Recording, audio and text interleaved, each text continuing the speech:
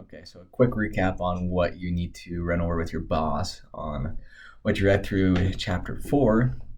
Is in the chapter four, it went over tactical growth, and I'm going to be referring to my book quite often.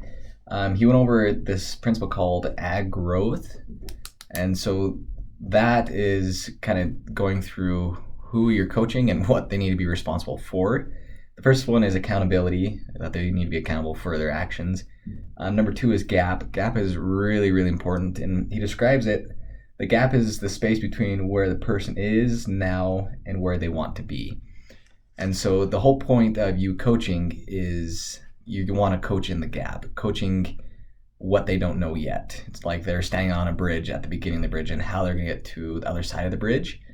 And you need to help them know what car they need, what bike, what shoes, what things they need to do to get to the end of the bridge. And that's where the main part of the coaching is going to be. But the people that you're going to be coaching need to be accountable for what they're at, what they're doing. And so you need to be specific on who you are going to be coaching.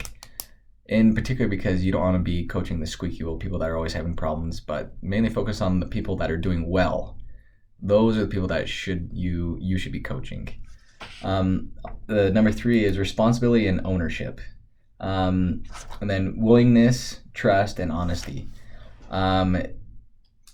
Honesty was honestly kind of cool on what he said is, he says, honesty refers to the ability of the person you're coaching to be open and vulnerable to you, the coach. Honesty relates to the degree in which the salesperson not only share with your putting information about themselves and their situation. And so them being vulnerable to you, being honest on their situations, that will allow them and allow you to coach them better and to just be a better coach in itself.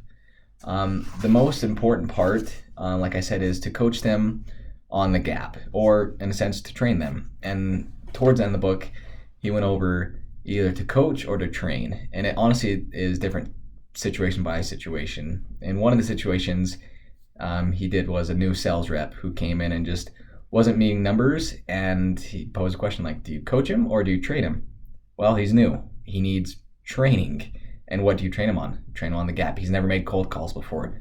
So you got to train him on the cold call process and the layout of the script and all these things. And then after a while, then you can start coaching him on things that are working and what are not working.